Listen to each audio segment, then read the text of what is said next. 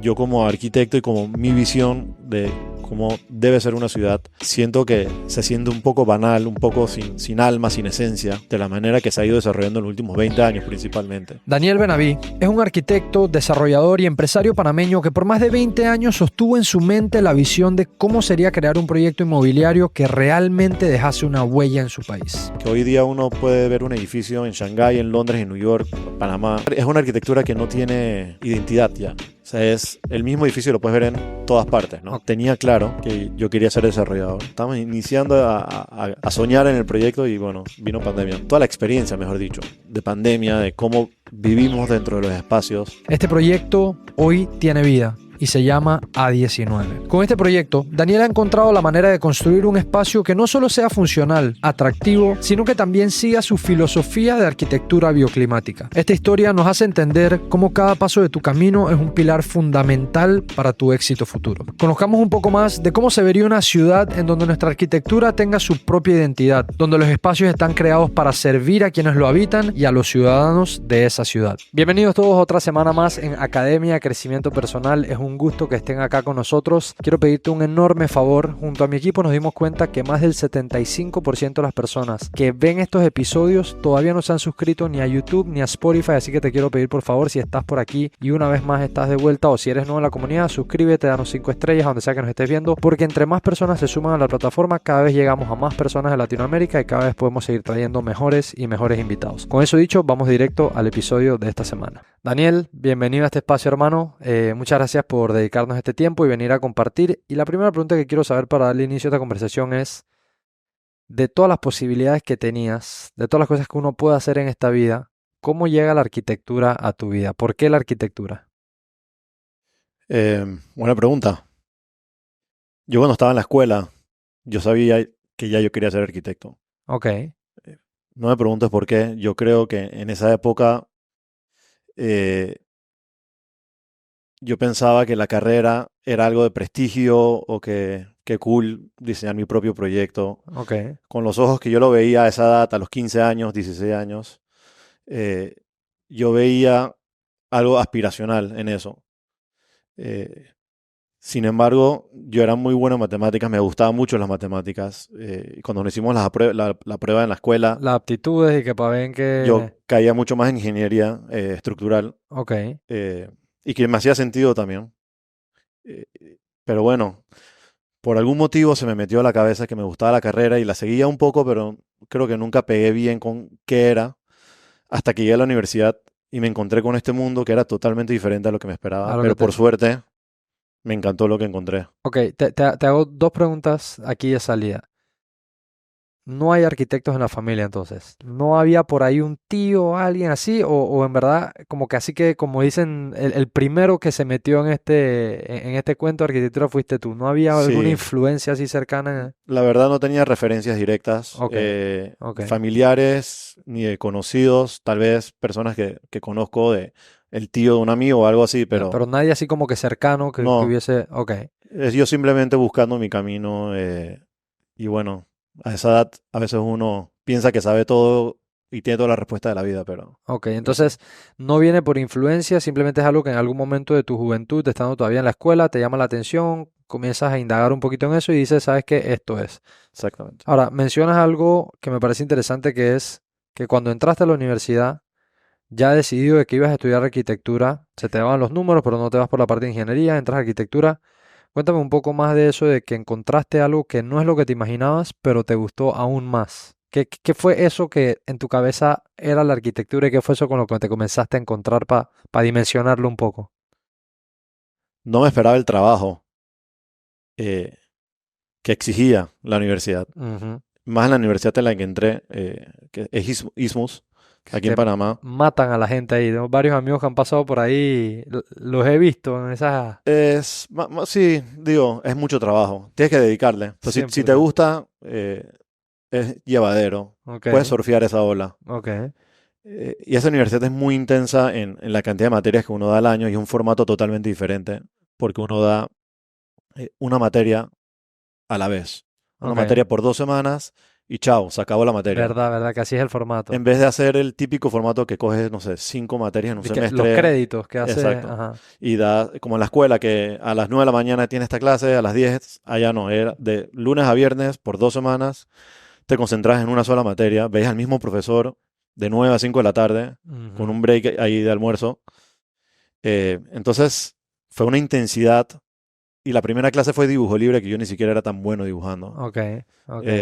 Que puede ser un poco irónico, que es que yo quería ser arquitecto sin tener la habilidad de dibujar. Normalmente, o comúnmente la gente que le gusta arquitectura, yo creo que la Bien mayoría saben artsy, dibujar o como bien tienen, artsy son sí. así. Y la primera clase, o sea, mi bienvenida a la universidad fue dibujo libre, que era dibujar a mano alzada. Y bueno, fue intenso, fue un shock de lo que me esperaba, pero fue un buen shock porque vi que había retos Ok. y vi que había un espacio para poder mejorar, aprender, progresar. eh, y toda la narrativa que gira alrededor de la carrera y me fue encantando cada vez que los profesores nos mostraban proyectos en el mundo o proyectos que ellos hayan hecho y las soluciones, las problemáticas, las discusiones. Todo eso me llamaba la atención, era como que algo más allá de algo rutinario. Ok, Como que cada ok. proyecto es una nueva vida, cada día es algo nuevo, no es algo cíclico, Sí. que se repite y se repite. Y tal vez no tan monótono en la estructura de la carrera o etcétera. Si hay algo que ahora que mencionas en la universidad en la que estuviste, tengo varios compañeros que han pasado por esa universidad, apasionados por la arquitectura, y si hay una imagen que tengo puntual, principalmente de dos de ellas, que son amigas mías que estuvieron conmigo en el colegio y que, sabes, iba bien contemporáneo con ellas, es cuando estaban en la universidad y demás. Me acuerdo perfectamente de ellas cuando estaban en esa época de entrega de proyectos, principalmente en las que había como que armar maquetas y cosas así. No se duerme. Ajá, eso te iba a Sí, decir. sí. Las ojeras de mapache por acá abajo, la locura y la celebración cuando salían de esa materia, ¿no? Eso es parte de esa intensidad, que es una palabra que utilizaste, que comienzas a experimentar desde el inicio de tu carrera. Sí. Mucha gente puede salir como huyéndole a eso. Tú en la otra mano decides verlo como que, bueno, hay retos, hay espacio para crecer y hay desafío aquí, que eso me habla un poco de tal vez quién tú eres, tu personalidad, porque no todo el mundo se queda con esa idea de me gusta que sea así de complicado, me gusta que sea así de retador. Entonces, eso es un punto interesante ahí. Ahora, terminas ISMUS, terminas de hacer tu carrera aquí en Panamá, ¿verdad? ¿Qué pasa ahí en esa próxima etapa?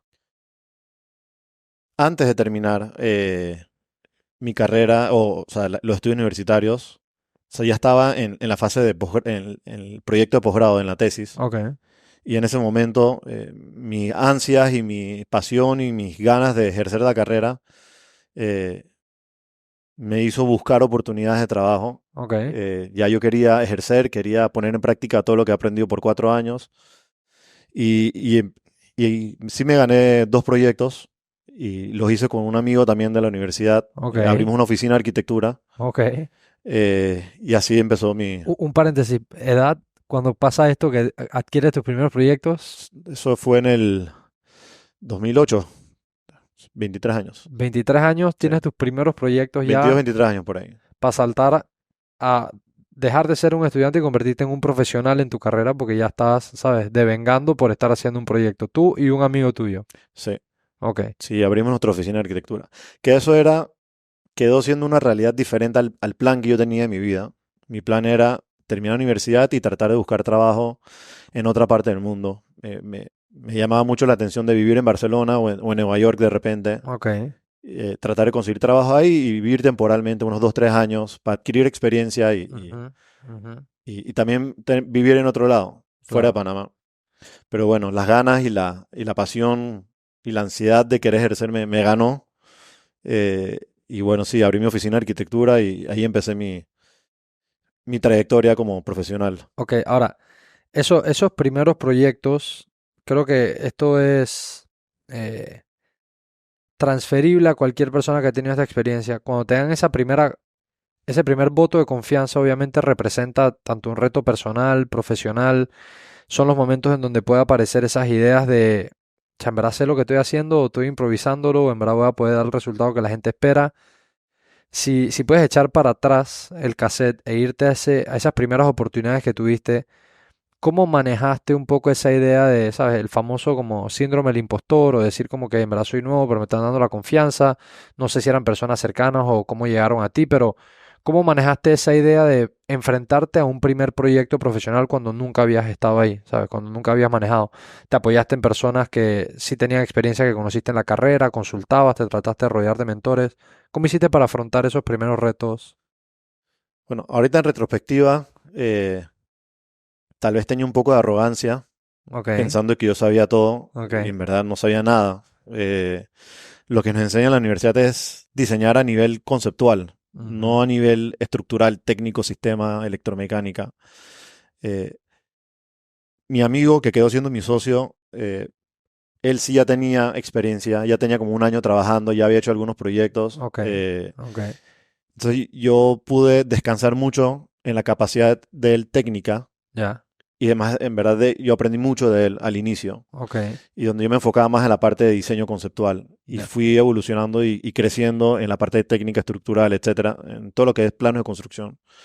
Lo fui aprendiendo en el tiempo, pero sí, me sirvió mucho tener la experiencia y el conocimiento que él ya había adquirido, Ujú. porque si no seguramente me hubiera estrellado. Claro, ahí creo que es importante esta distinción de que pasan muchas carreras, maybe inclusive en arquitectura puede sentirse un poco más real o más intenso esto que voy a decir, de que hay una gran diferencia entre el mundo teórico y el mundo práctico.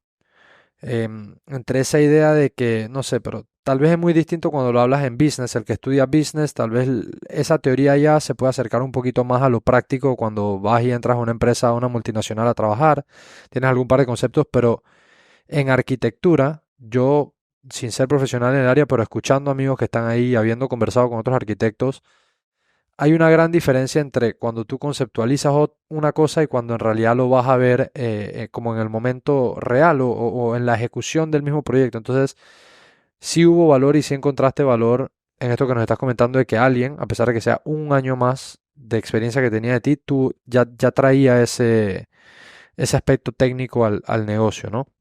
De ahí, cuando tienen estos dos proyectos, ¿qué pasa entonces a partir de ahí? Bueno, ahí fuimos en un modo ascendente, fuimos ganando más proyectos, fuimos creciendo, eh, también fui aprendiendo.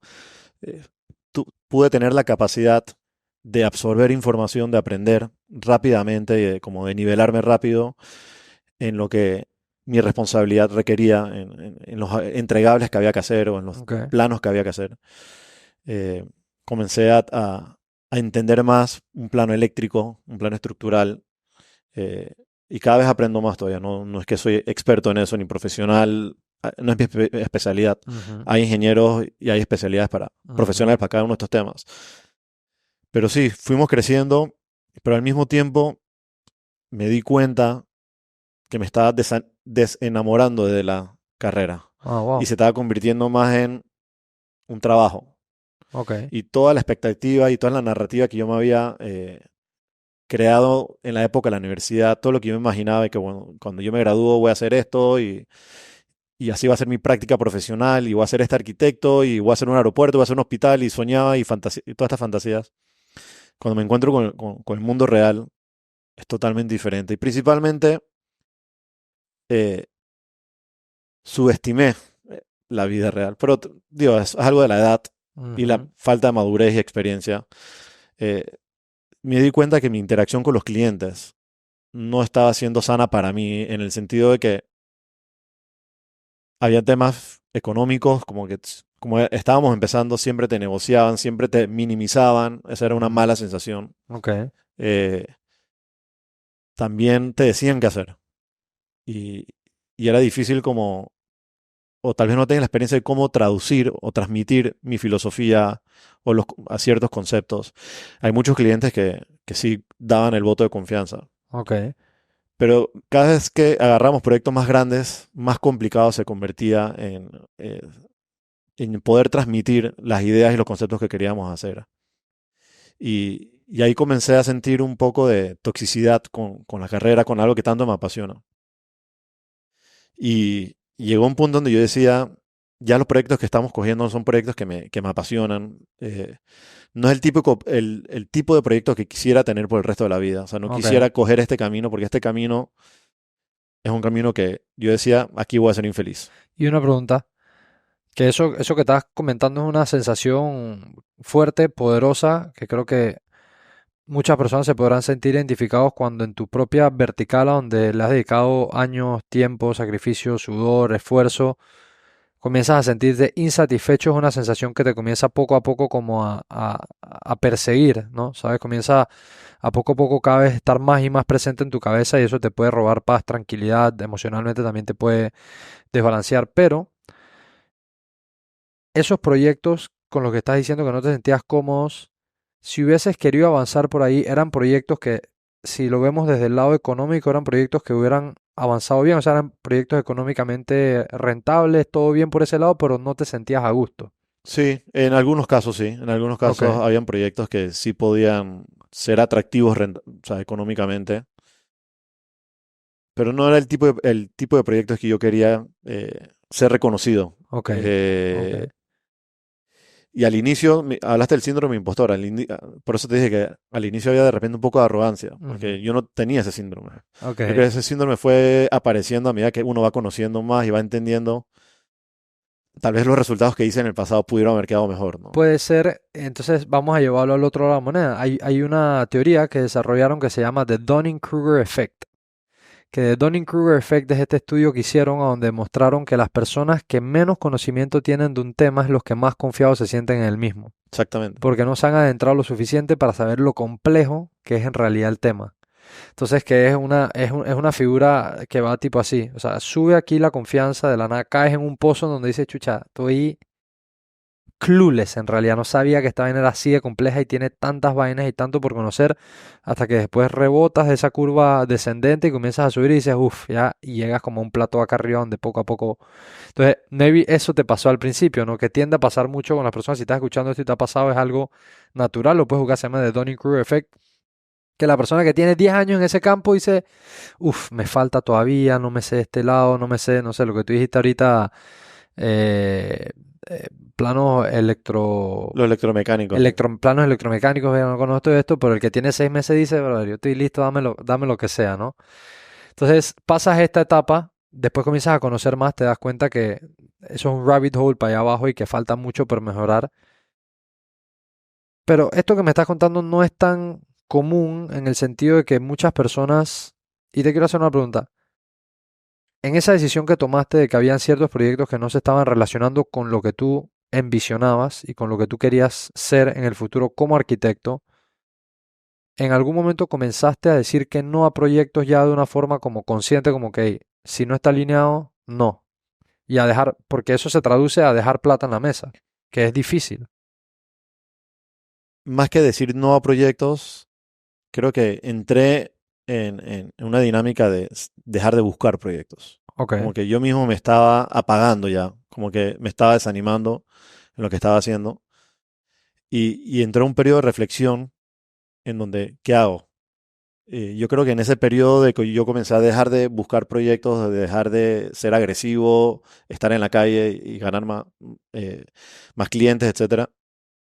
Al mismo tiempo, yo creo que inconscientemente estaba pensando cuál es mi siguiente paso. ok, Eh, yo llegué al punto donde yo dije, si yo no puedo transmitir mi filosofía y lo que yo creo como arquitecto en lo que yo tengo que hacer, tal vez yo tengo que estar del otro lado. Porque el otro lado es el que está controlando. Hay un tema con los arquitectos. Los arquitectos, en su mayoría, dependen de que alguien venga y los contrate. correcto. Que alguien tenga un sueño o una visión o tenga una oportunidad, tiene una propiedad y dice, Y "Ten- confía en y ti, confía en ti y te diga, tengo esto, esto es lo que quiero hacer, hazlo realidad". ok.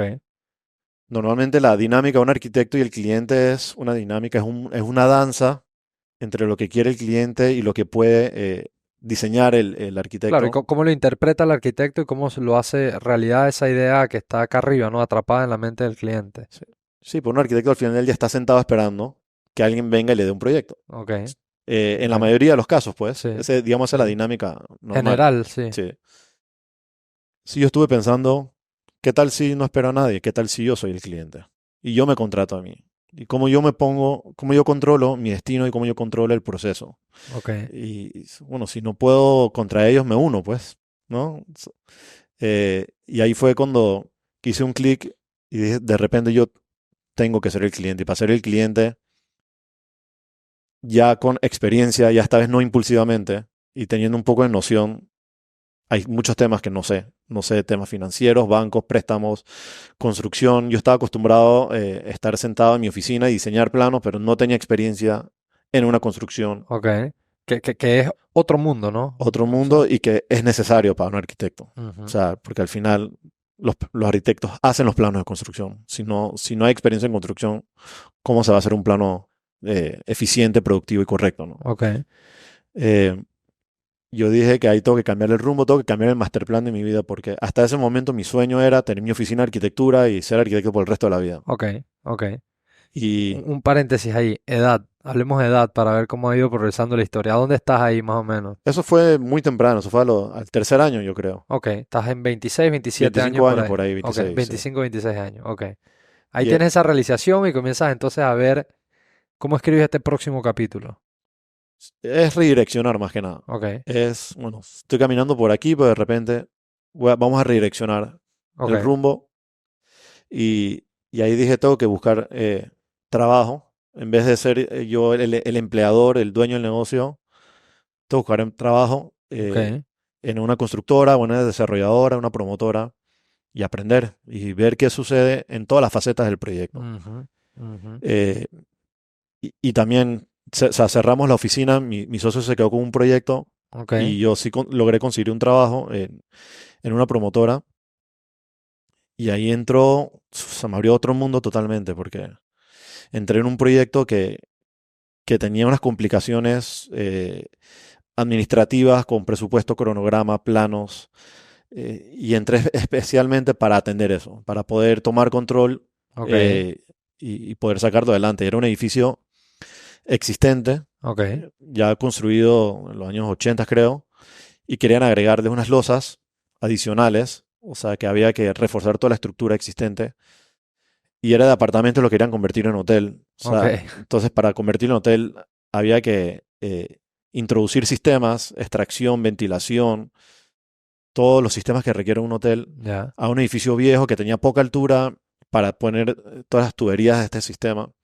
Era un proyecto muy complicado. Me lo estás diciendo y en mi idioma, si yo lo traduciría, me suena a un verguero, lo que había Eh, de ahí para adelante. era un tema, era un gran reto y siento Ok, que fue una gran escuela.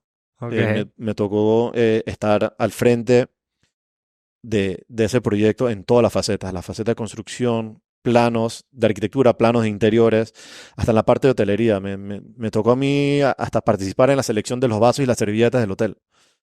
Eh, o sea que fue una super escuela ujú. en gestionar presupuesto, cronograma, constructor, contratistas, etcétera. Que hasta el momento no habías visto esa cara de la moneda. O sea, No, cero. claro.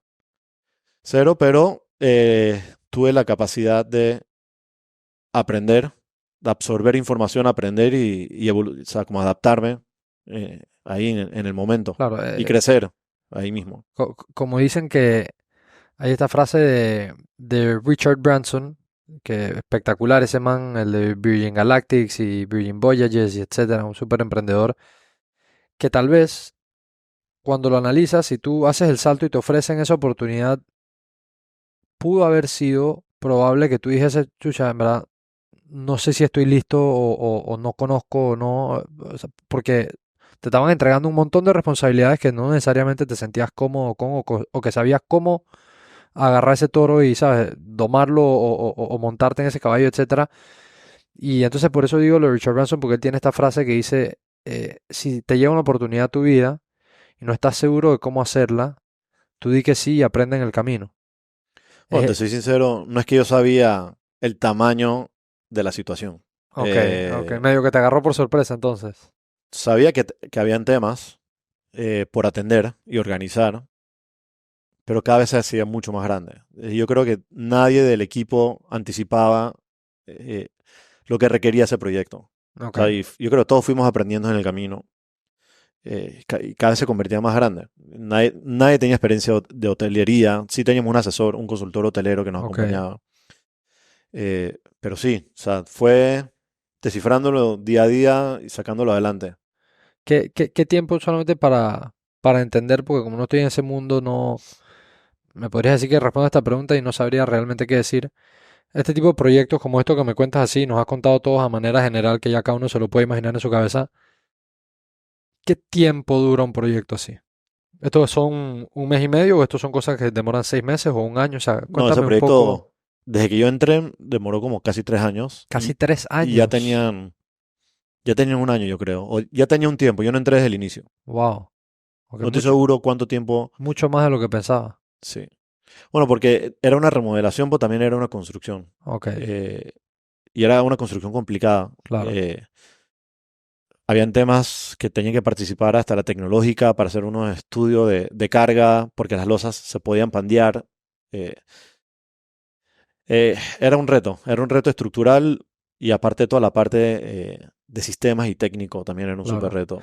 Y ahí también creo que te das cuenta, nada más ahorita con cómo los mencionas así por encima, que para un tipo de reto así seguramente hay una N cantidad de distintos campos involucrados que uno seguramente ni contempla, ¿no? O sea, está desde la persona, como dices, estructural, hasta quien está en la parte de diseño, y el haber tenido esa oportunidad a temprana edad, porque tienes todavía 26, 25, 26 años, ya te da un vistazo o una entrada mucho más real a todos los campos que hay detrás de sumarse a levantar un proyecto como este.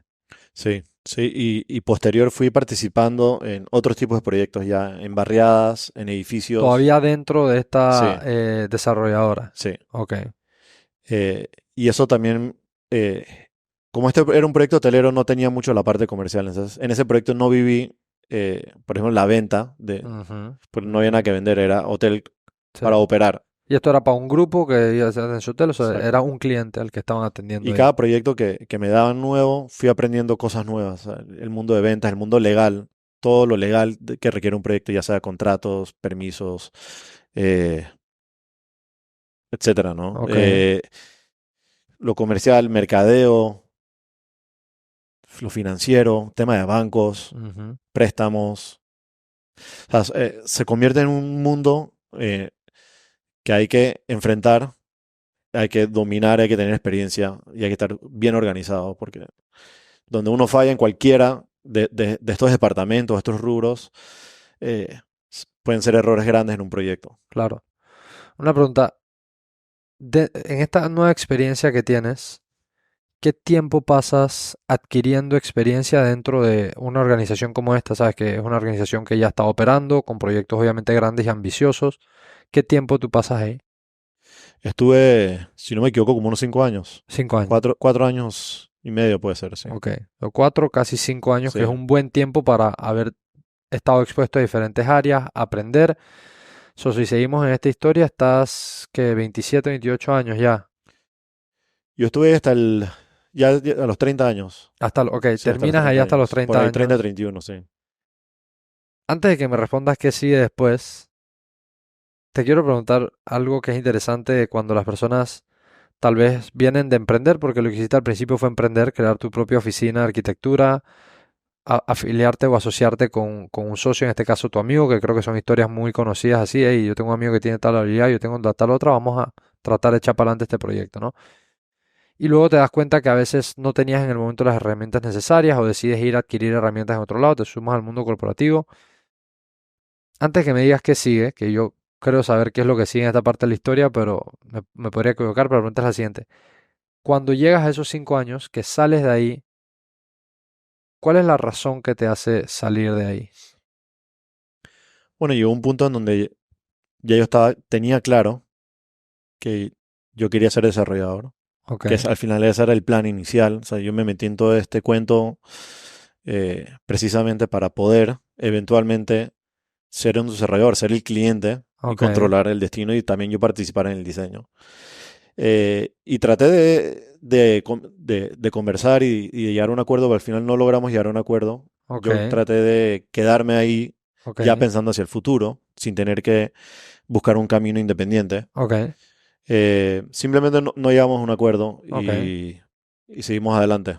Claro, pero sí viene tal vez triggered o disparado por esta idea de que tú querías estar ya en ese lado en donde tienes la capacidad de diseñar, como tenías inicialmente tu oficina de arquitectura, pero a la vez participar en la parte del negocio como desarrollador. No se te da la oportunidad aquí y como tenías eso claro, entonces dices, bueno, no es aquí, tengo que salir a buscar un próximo espacio. Sí. Ahora sí, entonces, ¿qué fue ese próximo espacio?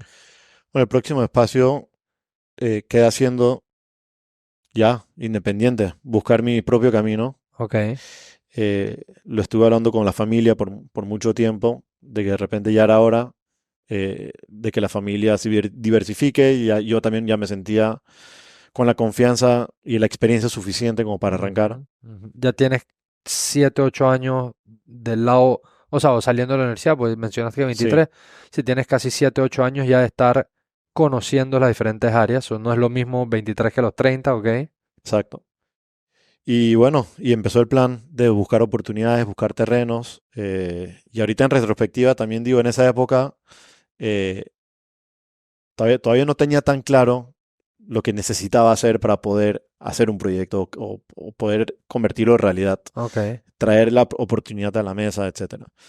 Pero fueron unos años exploratorios de buscar un terreno, tratar de buscar socios. Me equivoqué o de repente no ejecuté bien esa parte, pero al mismo tiempo aprendí y fui ok, aprendiendo los errores que cometía o tal vez mi rookie, la parte rookie de la gente de repente no me veía tan serio todavía, ¿no? ok, ¿Quién eres tú? ¿Qué has ok, hecho? Eh, y al mismo tiempo estaba haciendo proyectos también, ejerciendo lo que podía ejercer como arquitecto, lo ejercía, proyectos ya de la familia. ok, Y empezó esta búsqueda, esta fase de búsqueda de la oportunidad y hasta el 2018 quedé con un terreno que casi que compramos, pero sucedió un tema legal que al final no pudimos comprar. ok, El vendedor sufrió un fraude, no importa los detalles, pero al final no pudimos comprar el terreno ok. y en el 2019 finalmente encontré una propiedad y la compramos, Ok, ahora, antes que me cuentes ese 2019, me gustaría rescatar un poco para atrás. una Ajá. pregunta que me surge del 2018. Después de muchos años, obviamente, de estar aprendiendo, de estarse formando, y más cuando uno sostiene en su mente una visión por tanto tiempo, cada vez dentro de poco, si uno hace los esfuerzos correctos, si uno es persistente, si uno está, sabes, como dicen, showing up todos los días, esa visión se va materializando un poco, se va volviendo un poco más real y uno se va emocionando con esa idea cada vez más. Y llegas a un momento donde en 2018 me estás contando que ya casi que estabas ahí, ahí, ¿sabes? En la orilla de la playa, como dicen, que uno nada para morirse en la orilla de la playa. Estabas ahí y se te cae el proyecto. ¿Cómo afrontaste ese tema? Porque ese tema, dependiendo de quién tú eres y cómo estás en ese momento, te puede pegar de distintas maneras. Definitivamente fue una decepción. Fue, había una expectativa que no se pudo dar. También ese año hubo un cambio en la normativa de Panamá, que luego se Ok, canceló. Ahorita mismito, esa normativa no está activa, pero que lo que se podía hacer en ese terreno ya no se iba a poder hacer. Antes, cuando yo lo iba a comprar, se podía hacer un edificio, cuando cambió la ya, normativa, no. ya. Sí fue decepcionante, pero bueno, yo tuve que simplemente enfrentar la situación. Sí me recuerdo que ese año específico me estaba costando dormir a veces, me iba con ansiedad a la cama, pero sí, he podido solventar y enfrentar eso y bueno, he tenido la firmeza y la confianza en mí y apostar en mí que eso es lo que me ha mantenido firme todo este tiempo, ¿no? Claro. Que no rendirme, porque fácilmente podía haber hecho muchas otras cosas en todo este tiempo o Ujú, desde el inicio, claro, pero sí tengo una claridad con lo que quiero hacer, con lo que me apasiona, lo que me interesa y donde yo sé que donde más puedo aportar. claro. Entonces, mantienes, y por eso digo que creo que va muy relacionado con lo que dije la visión. Creo que ese tipo de golpes, cuando uno tiene una visión bien clara y tienes como un propósito que estás persiguiendo, es difícil porque obviamente es un golpe, ¿sabes? Emocional o económico, se debe realizar una inversión o lo que sea, pero Cuando tienes la convicción clara, te mantienes ahí firme, uno se levanta, se limpia sus heridas y sigues, ¿no? Y ese seguir te pone un año más tarde, entonces en esta oportunidad que te surge en 2019. Claro. Ok, entonces en 2019, nueva oportunidad, finalmente consigues ese terreno como soñado, ese espacio que estabas buscando y arranca entonces ahora sí tu primera experiencia como desarrollador ya tú siendo, como dices, el cliente. Sí, pero luego viene pandemia y pone pausa en todos los planes. Claro, 2020 te cae Nos cayó. Nosotros quedamos comprando el terreno al final del 2019. En enero, febrero ya 2 meses iniciamos el ahí. diseño. Estábamos en diseño conceptual. Estábamos iniciando a soñar en el proyecto y bueno, vino pandemia. Eh, y otra pausa. Pero creo que todo salió bien y todo ocurrió cuando tenía que ocurrir. Y en pandemia, bueno, todos estamos encerrados aquí en Panamá. Y para mí fue un buen año en aprendizaje, aprendí otras cosas. Eh, yo creo que estaba bien y todo el conocimiento, es más, toda la experiencia, mejor dicho, de pandemia, de cómo vivimos dentro de los espacios, Ujú. cómo fue esa experiencia de nosotros vivir en un apartamento, los que vivimos en apartamento, Ajá. están encerrados. Yo creo que mucha gente comenzó a entender y valorar una proporción especial, espacial o el valor de tener un balcón. Cuando alguien de repente subestimaba tener un balcón, Literal. eh, el valor de tener espacio para hacer ejercicios virtuales o lo que sea, ¿no? Que te entrase buena luz a tu apartado. O sea, Se- sí fue un experimento bien loco. Salieron muchas reflexiones mías de yo cómo entender cómo debe ser una vivienda, un hogar, que me ha ayudado para finalmente cuando comencé a diseñar el proyecto después de pandemia, Ok, eh, ahí sí pude eh, tener un acercamiento de repente diferente al que hubiera tenido en el 2019. ok. Que yo creo que al final todo se conecta y todo sale bien. Claro. Entonces, pasado pandemia, que todos ya estamos más que claros, las personas que no son de Panamá que están escuchando esto, si hay algo que sí te puedo recalcar, estoy seguro que tienes muy claro el sentimiento y la sensación y todo lo que vimos en pandemia, pero Panamá tuvo uno de los lockdowns más brutales de todo el mundo. No, no era, o sea, nosotros estuvimos bien, bien, bien encerrados aquí. Entonces fue un periodo complejo, complicado, pero eventualmente salimos de eso. Y cuando, por ejemplo, a tu industria, porque las industrias aquí hubo diferentes momentos en los cuales las industrias, por ejemplo, yo nunca dejé de trabajar porque yo estoy en logística. Entonces, nosotros operábamos a pesar de la pandemia. Y así, ¿no? Cada industria tuvo su momento. Cuando tu industria vuelve a regresar a su operatividad, ¿entras ya de vuelta a esa etapa justo donde lo habías dejado o hubo algo que se echó para atrás, para adelante? No sé, fue como retomar, como hicimos una pausa, reflexionamos, bueno, queremos seguir haciendo lo mismo o evolucionamos un poco. Eh, sí, sí hubo una fase de refrescar memoria Ok, y unificar criterios, ok. eh, y arrancamos de una vez otra vez. Que habías quedado en lo que dijiste en etapa como de conceptualización, o sea, Sí, estaban levantando el proyecto a sí, nivel de diseño apenas. exacto. Ok. Ese proyecto que es el primer proyecto inmobiliario que tú haces ya como desarrollador y a la vez también como arquitecto, o sea, la parte de diseño, de como la parte artística o de conceptualizar y luego de ejecutar, que está del lado de la desarrolladora.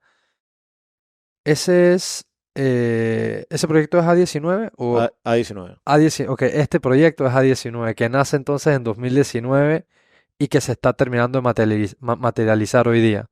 Exacto. Ahora, Yo te diría que nace desde el 2004, pero sí, me gusta, me gusta. Ok, nace en el 2004 y se vuelve una realidad, bueno, 20 entonces años 20 después. años después. Ahora, hablemos un poco de A19 porque entre las cosas que pude ver y alcanzar a conocer del proyecto, conozco algunas personas que han estado involucradas en el proyecto, por ejemplo, la encargada de todo el tema de paisajismo, es la hermana de una muy buena amiga mía, o sea, Isa, Isabel, ajá, Isa, lo máximo de ella, es hermana de Anabela, muy buena amiga.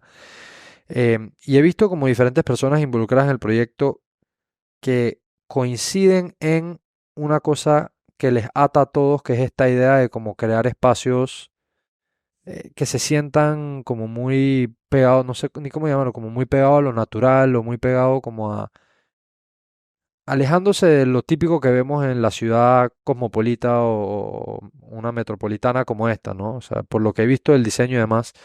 Cuéntame un poquito, ahora sí, si nos llevases a esta etapa, a donde sales de pandemia y vuelven a conceptualizar, cuéntanos un poquito de la idea detrás de este proyecto.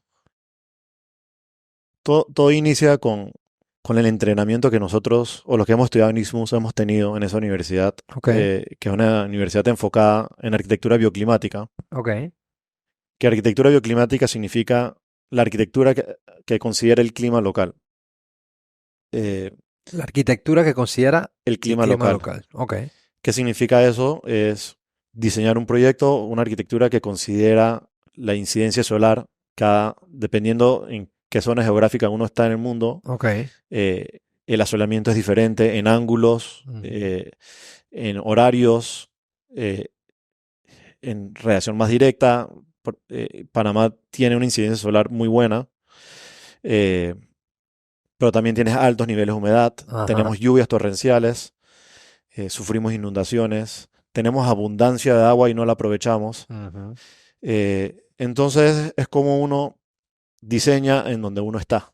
Ok, El ok. otro día estaba escuchando un clip en las redes sociales de un arquitecto de Austria, que él estaba hablando de la globalización de la arquitectura, que hoy día uno puede ver un edificio en Shanghái, en Londres, en New York, Panamá, estas torres de vidrio.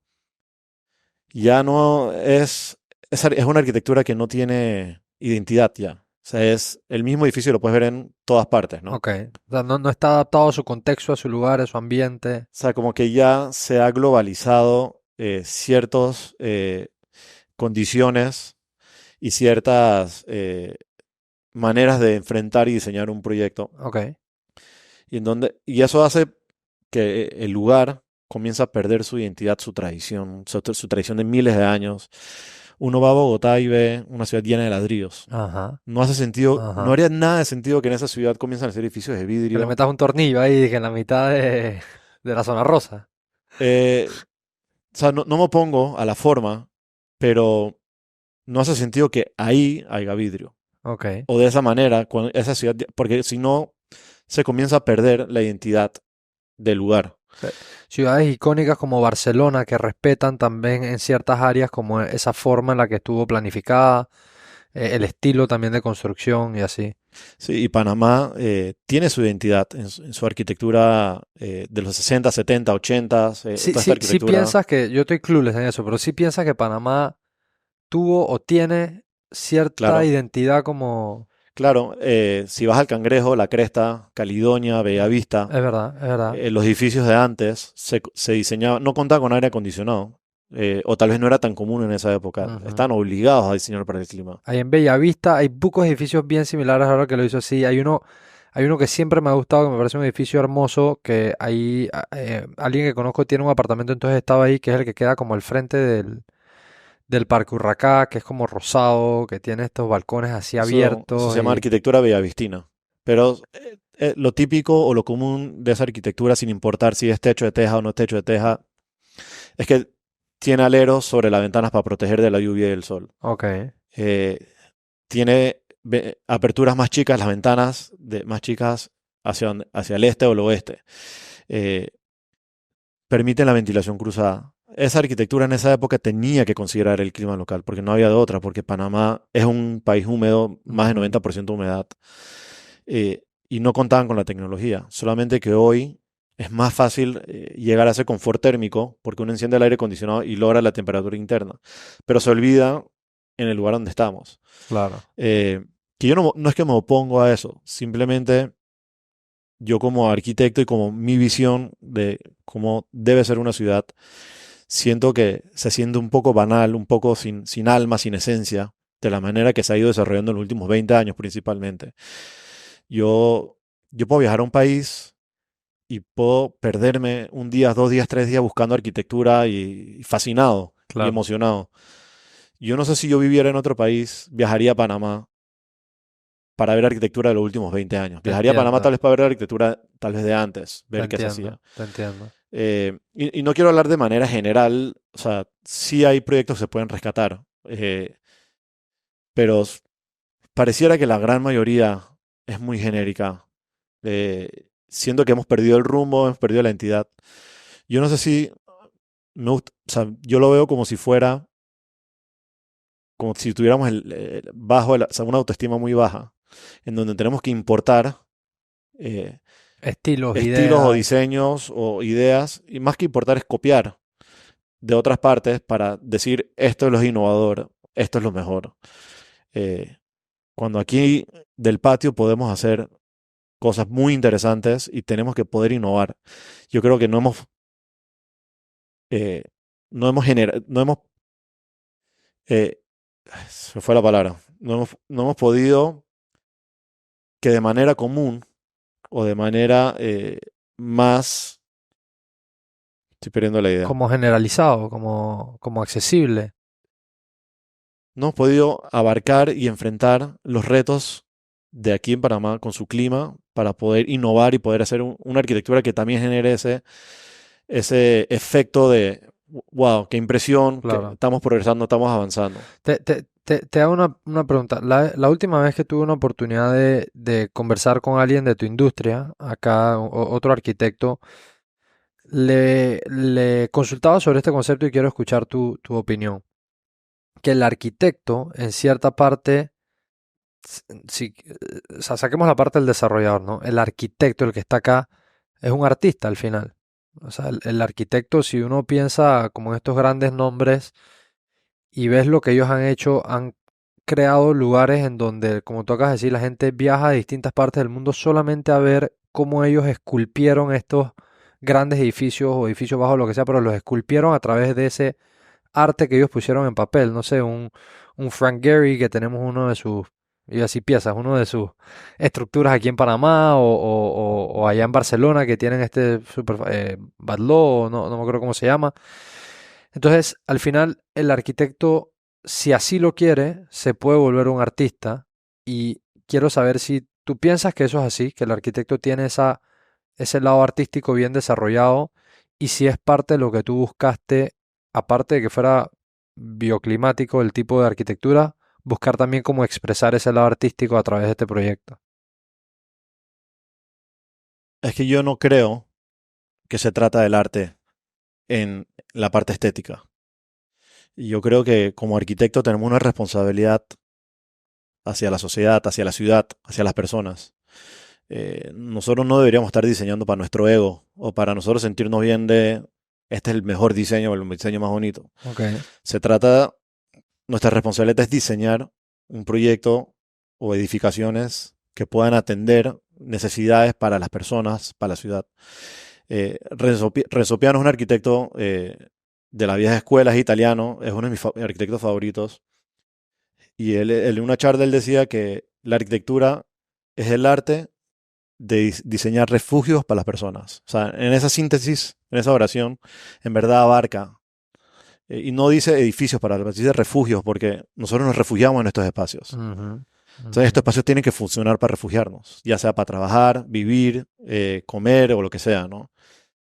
Entonces, no se trata de nosotros. Ahorita, si a través de nuestras soluciones y nuestras reflexiones y nuestro proceso de diseño logramos formas interesantes o arte, etcétera, perfecto, pero yo soy de los que piensa que tiene que responder a una funcionalidad Primero, por encima de todo. y cada diseño tiene que tener una justificación. Si no se convierte en un disfraz, es ahí donde yo no conecto con esa parte. Ok, Diseñar una fachada para que se vea bonita o se vea artística, si no hay una razón de ser. ok. Mencionaste a Gary. Gary hizo el proyecto del Museo de la Diversidad Ajá, en Panamá. ajá. Yo sé que hay muchos arquitectos, hay mucha gente de la comunidad que de repente no está de acuerdo con Gary en general o con ese proyecto. Para mí es impresionante ese proyecto. Yo creo que no le hemos dado el valor arquitectónico que tiene ese proyecto. Y viendo todas las obras que Gary ha hecho en el mundo, Ujú. con formas orgánicas, curvas, irregulares, usa un sistema de la NASA para hacer sus maquetas y sus planos. Qué locura. Eh, Viene a Panamá y lo que él hace, ¿qué hizo? techos inclinados, un juego de techos inclinados. Por donde entiendo que corre el agua y tiene como una funcionalidad Él de... entendió que Panamá tiene una consideración de lluvia y diseñó en base al clima. Entonces, Ahí está. Entonces, eso es un diseño bioclimático. ¿por qué no hizo el Museo de Bilbao aquí en Panamá? ¿Por qué no hizo una estructura de acero, de titanio, perdón, esas escamas de titanio que tiene el Museo de Bilbao, el Guggenheim de Bilbao que hizo allá? ¿Por qué no hizo eso acá? Porque él interpretó el lugar en el que está. Eh, Bilbao era una ciudad industrial y, y ese museo revivió esa ciudad y la convirtió en una ciudad ya turística, etcétera, ¿no? Donde activó la ciudad Ujú. y hizo referencia al titanio porque era una ciudad industrial. Ahora, no digo que es lo mejor o lo peor, simplemente es esa reflexión que hay detrás de una decisión y no solamente es porque yo quiero o porque lo vi en una revista o en un viaje. Yo creo que por ahí va más la vuelta que otra cosa, ¿no? Sí, y ahí nos estás comunicando o dando a entender en gran parte tu visión de por qué este espacio, que es este primer desarrollo A19, se está haciendo de la manera que se está haciendo. Exacto. Lo que acabas de decir, eso de que no necesariamente la fachada tiene que estar hecha para que sea bonita o gane un premio, sino para que cumpla una función y ayude en ese propósito general de crear el mejor refugio posible para la persona que dice, hey, este es el lugar donde... Y al final es una decisión tan trascendental la persona que hace una inversión para tener su hogar a donde va a crecer su familia, el dormir, descansar, desarrollar, o sea, ese es tu, ahí pasa gran parte de tu vida en realidad, si lo ves así, o sea, duermes ahí, comes ahí, crías a tus hijos ahí y todo, entonces sí es una decisión súper importante y qué maravilloso es encontrar lugares que resuenen contigo, porque hay personas, no sé, edificios que están más enfocados a gente joven o edificios que están más enfocados o en zonas donde no hay tanta bulla y tantas calles movidas, etcétera, como que cada espacio puede estar pensado para alguien. Si nos vamos a A19, ¿quién tú crees que es el tipo de avatar o persona que disfruta de estos espacios o que vive en estos espacios? ¿Crees que la gente más joven está buscando más estos espacios o cómo lo ves desde el punto de vista de donde lo diseñaste? O sea, yo no lo veo para una edad específica. Ok. Yo creo que es más para la necesidad. El que quiera vivir en un espacio de ese tamaño o con esas condiciones que se están ofreciendo ahí. Porque puede vivir una pareja joven, puede vivir un profesional o roommates, como puede vivir de repente los empty nesters, de repente que Ajá. ya quieren Claro, achicarse, que quieren pasan de esta... reducirse, Ajá. porque sus hijos, no sé, se fueron a la universidad y de repente están buscando esa condición. Ujú. Eh, la otra vez escuché hasta divorciados que le dejan la casa a la ex y tienen que Y buscar un tiene que espacio más buscarse. reducido. O Claro. sea, es más que decir esto es para esta edad o para este tipo de personas, es para los que buscan eh, esa condición espacial.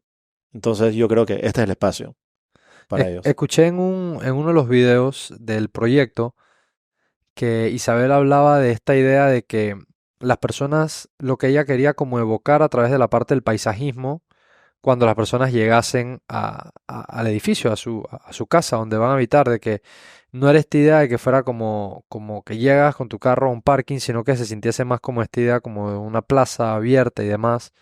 Cuéntame un poquito más de esa parte, de cómo se ha creado o cómo se ha integrado la parte del diseño y de la creación de los espacios con toda esta parte como verde o natural, que creo que también es parte de lo que es Panamá. Panamá es fauna, flora, o sea, toda esta parte como bien natural, bien sostenible, no sé si encaja por ahí esa palabra, pero cuéntame esa integración de estos dos. Bueno, antes de responder esa pregunta, Seth, creo que tengo que echar un poco para atrás para dar un poco de contexto. Eh, yo he detectado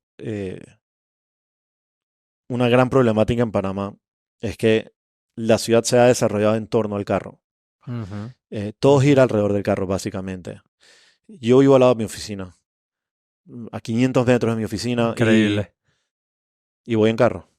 Yo puedo viajo a otro Pensé que me país, iba a decir que voy caminando. no, y voy en carro. Y viajo a otro país y puedo caminar 6 kilómetros, o Y sea, feliz de la tranquilo. vida, claro. Eh, Todo se diseña en torno al carro. Eh, la entrada a un edificio ¿Cuál es la bienvenida de un edificio? Una puerta cochera, un Ah, espacio para el carro. ajá. En la mayoría de los proyectos de edificios de altura, lo primero que se diseña es el bloque de estacionamiento. Wow. Porque si eso no funciona, no funciona el edificio. ¿Por qué? Porque se hace el acercamiento para maximizar lo que la norma permite. Ok. Y por eso comenzamos a ver estas formas, estos cajones de estacionamiento, y luego el edificio se retira y se achica y viene el edificio. Y de ahí se levanta. Si ves Ok. en la forma de la mayoría de los edificios de Panamá, tienen un cajón de estacionamiento más ancho y después se achica. Es como el cajón de zapatos. Ok. Y eso es porque el acercamiento es un acercamiento de qué es lo que la norma nos permite, hagamos lo máximo. Ok. Eso, el resultado de eso es que la mayoría de mayoría de los resultados son similares. Ujú. Y ha generado esta arquitectura genérica, que es lo que yo te Es lo digo. que Yo no siento mencionabas. que hay tanto valor porque no nos hemos permitido explorar otras maneras de enfrentar un proyecto. Y yo como arquitecto y como desarrollador, y con este mi primer proyecto, la primera decisión que tomamos, antes de pensar en el edificio, es, vamos a retirarnos el doble de lo que la norma nos permite. Wow. Entonces, nos retiramos 10 metros de la línea de propiedad cuando podíamos retirarnos solamente 5 metros. Al retirarnos 10 metros, generamos este espacio público, se lo estamos regresando a la ciudad y no se lo estamos dando al carro. Porque otra cosa que sucede en la ciudad, que todos creo que estamos de acuerdo, no hay aceras en Panamá. No hay aceras, Y, pocos lugares, literalmente con las manos, lugares donde uno puede caminar. y las que hay no motiva porque las aceras no están diseñadas para el clima de Panamá. Porque uno no quiere salir a caminar, porque no quiere sudar, no quiere mojarse, que la humedad, que el calor, que el sol. Por eso yo digo que el clima es tan importante en nuestra planificación y nuestra estrategia.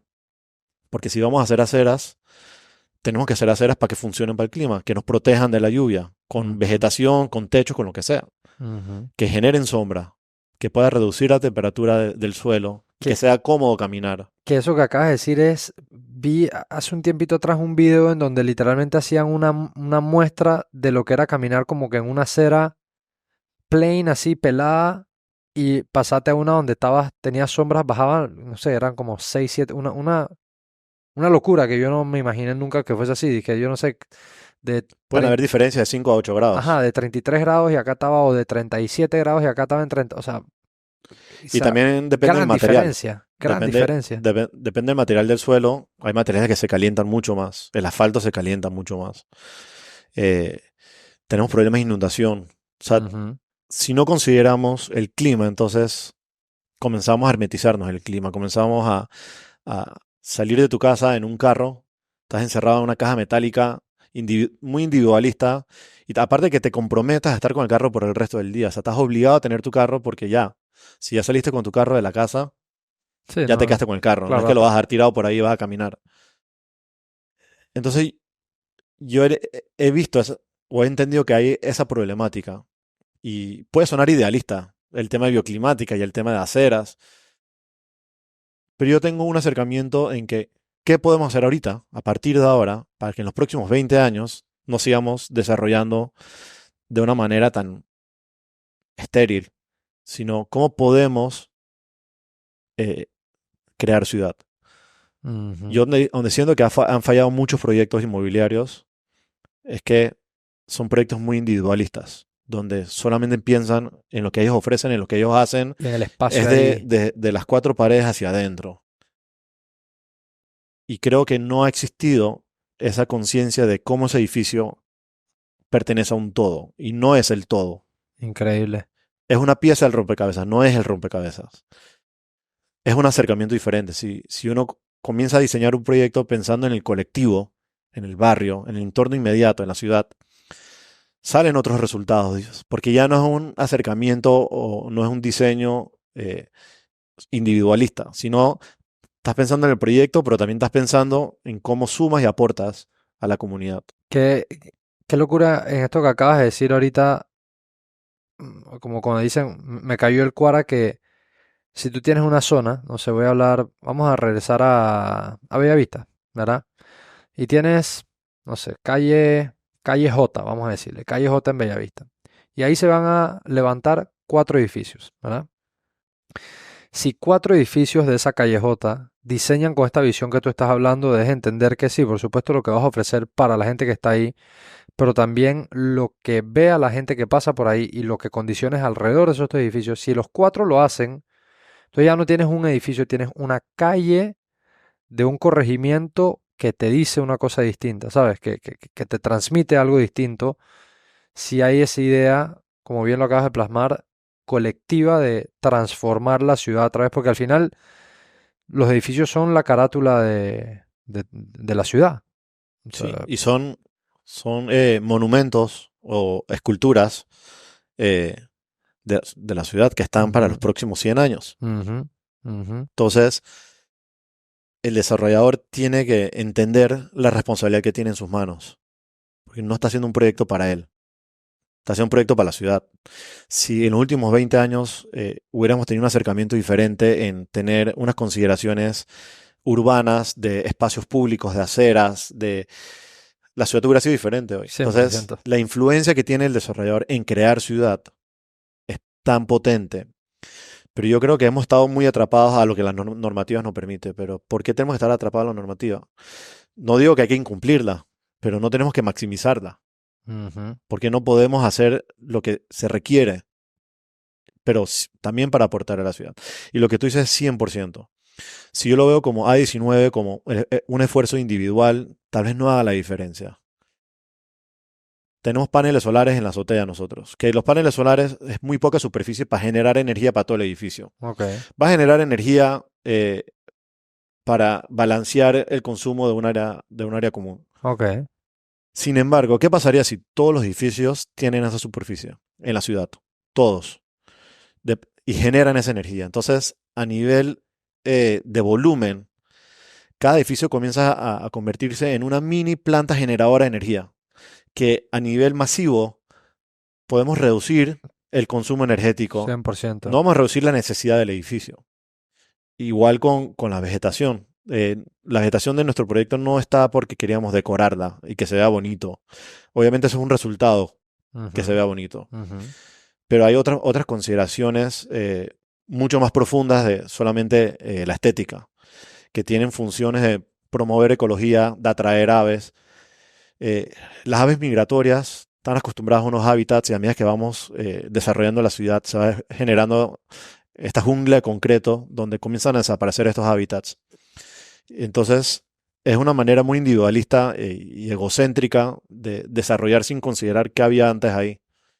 Entonces, al generar estos espacios verdes y estas especies que puedan atraer aves, estamos regresándole un poco de su hábitat a las aves migratorias que puedan tener su área de descanso, que puedan reproducirse.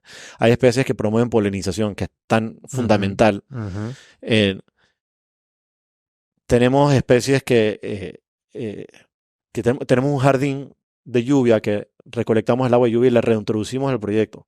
Y uno dice, ¿para qué si en Panamá hay tanta agua? Pero, ¿qué pasa el día que no la haya? Ya estamos sufriendo sequía, el canal está sufriendo con problemas de Ujú, agua. ujú. No podemos subestimar. Y si tenemos abundancia, no podemos derrocharla. Claro, ¿por qué no utilizarla? Porque no somos inteligentes para perseverarla y poder tener una estrategia eficiente y productiva de cómo utilizar el agua. No porque hay abundancia tenemos que derrocharla y consumirla al máximo. Yo creo que es cambiar un poco el chip de cómo enfrentar un proyecto y no pensar en lo que yo estoy haciendo, sino cómo lo que yo hago puede sumarse a un colectivo. Y si todo el colectivo también lo hace, cómo la ciudad se puede convertir. ¿Qué pasaría si todos los edificios o la mayoría de los edificios tengan vegetación?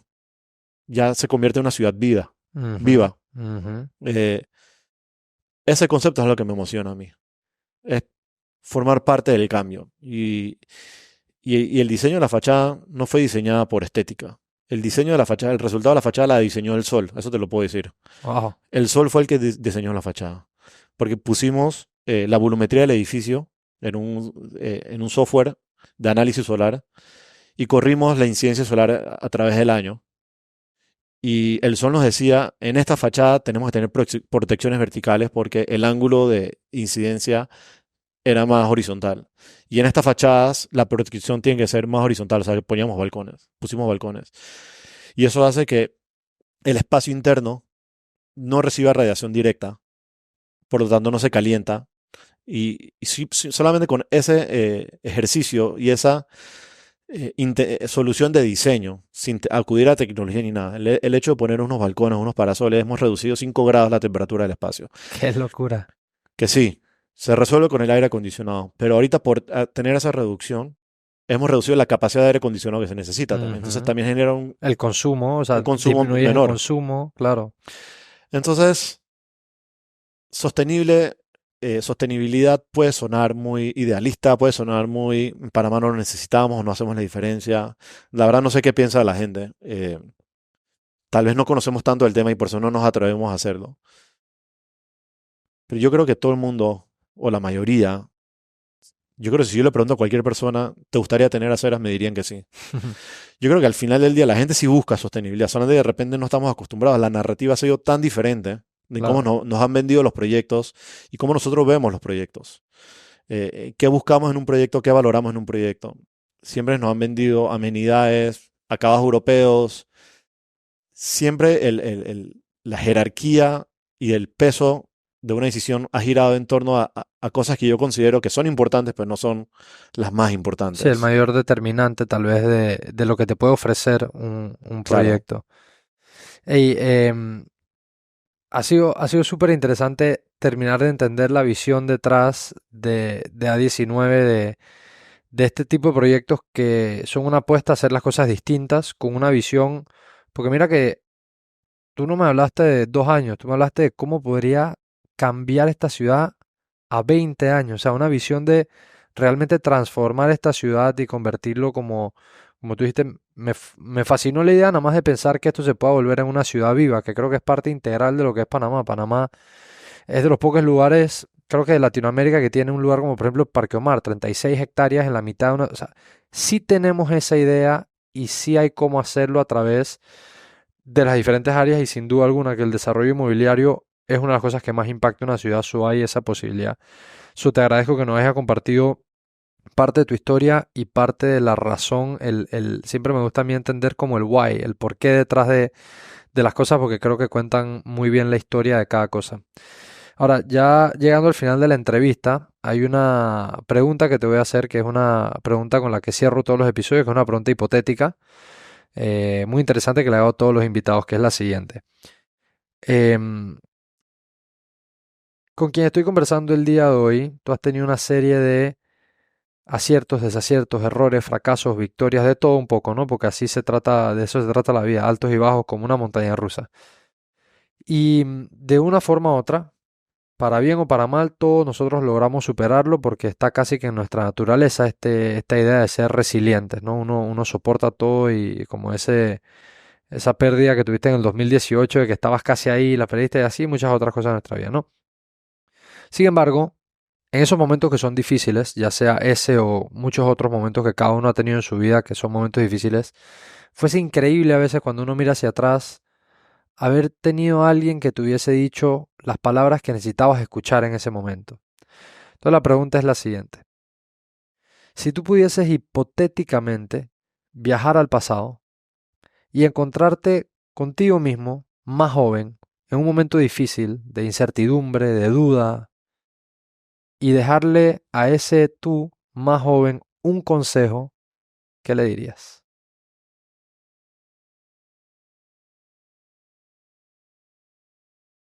Es una pregunta, yo creo que tricky para mí de repente, porque me siento que lo que sea que haya pasado en el pasado es donde me ha puesto en la posición en la que estoy ahora. Es parte de...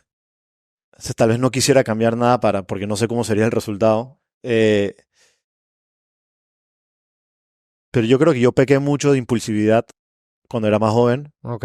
De repente tener un poco más paciencia y de repente de no lanzarme tan agresivo a mis sueños o a mis pasiones, sino de repente tener un poco de reflexión, pensar bien.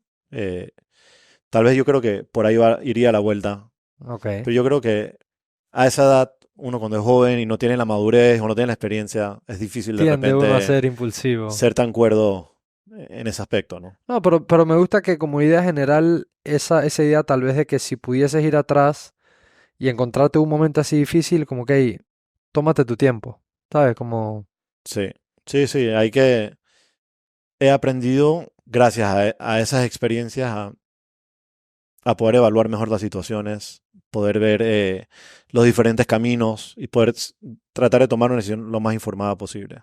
increíble, Cuando increíble. antes era muy lanzado. Claro. Eh, voy a abrir mi oficina de arquitectura. Sé todo. Vamos por encima. Ok. Increíble. Bueno, hermano, te agradezco mucho el espacio, la conversación Gracias a ti. y que Gracias por la invitación. ¿no? y que hayas compartido con todos nosotros. A todas las personas que están del otro lado escuchándonos, viéndonos, esto fue el episodio 163.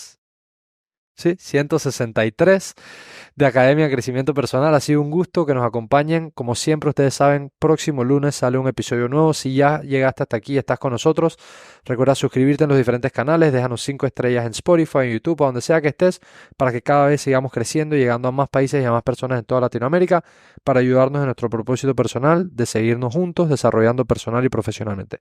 Con eso dicho, ha sido un gusto y nos vemos el próximo lunes. Bless.